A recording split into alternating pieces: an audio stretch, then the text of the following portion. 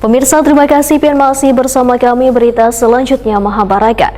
Komisi 4 DPRD Banjarmasin didampingi unsur pimpinan serta didampingi Dinas Pendidikan Banjarmasin memantau sekolah-sekolah yang mengalami rusak sedang hingga rusak ringan. Salah satunya yang mereka datangi adalah SD Negeri Sungai Jingah 5 Banjarmasin.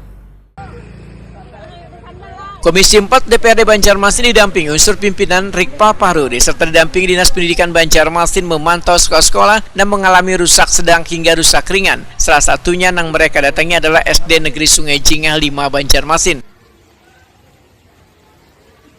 Wakil rakyat yang melakukan kunjungan ke sekolah yang berada di kawasan Sungai Andai Banjarmasin Utara ini terlebih dahulu melalui akses jalan Nang Calap. Kepala SD Negeri Sungai Jingah 5 Banjarmasin Wahida, Wetakuni Prima TV Jalang Tengah hari Kamis 16 Januari 2025 memedahkan gedung sekolahnya yang mengalami kerusakan. Yang rusak cukup berat adalah ruang guru karena ada gempa beberapa waktu lalu. Gedung tingkat 2 dan beberapa ruang kelasnya kada bisa digunakan.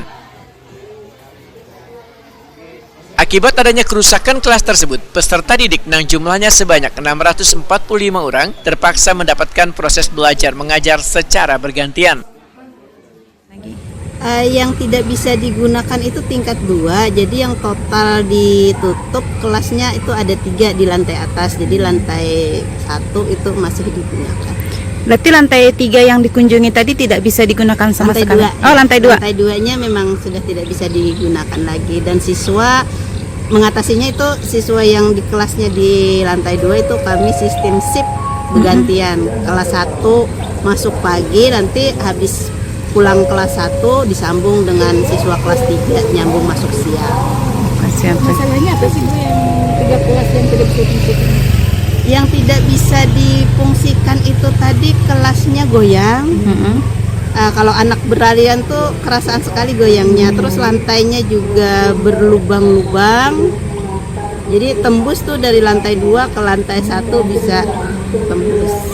Sudah berapa lama kondisi kayak itu? Sekitar 5 bulanan. Baru semester ini tadi. Semester ini belakang tadi. Setelah gempa.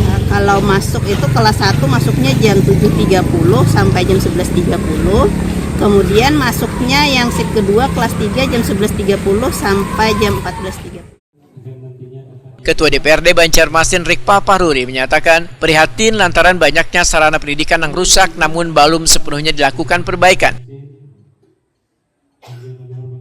Politisi Partai Golkar ini meminta Dinas Pendidikan untuk memperhatikan sarana dan prasarana pendidikan yang masih belum memadai ini, serta melihat kontur tanah yang hendak didirikan bangunan.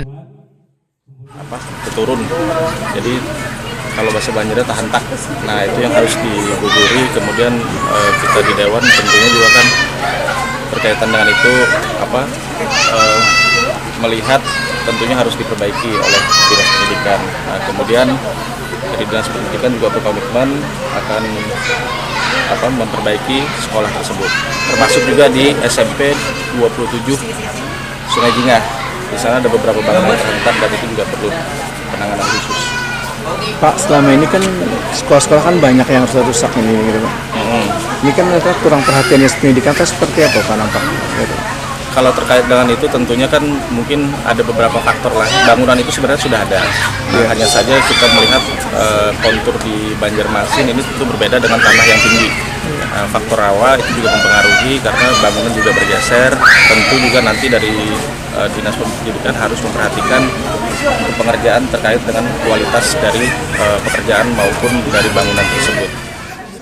Ketua Komisi 4 DPRD Banjarmasin Nelly Listriani menyatakan sebagian bangunan sekolah terlihat hampir amblas yang harus diperbaiki permanen supaya kada membahayakan peserta didik. Politisi Partai Gerindra ini pun menyatakan sudah berkoordinasi dengan Dinas Pendidikan Banjarmasin agar anggaran perbaikannya bisa diupayakan masuk di APBD perubahan. Sudah ada surat ke DPR, jadi kami meninjau secara langsung kondisi dari sekolahan tersebut. Kemudian untuk penganggaran mungkin anggaran di 2025 ini sudah diketok di 2024 Pak lah.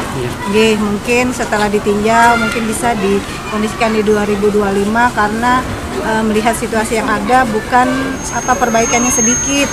Jadi mungkin perlu penganggaran yang memang Kemudian dari Komisi 4 sendiri ada Pak Usai di bagian Banggar, jadi mungkin bisa mengkondisikan karena beliau juga melihat sendiri di sekolah itu.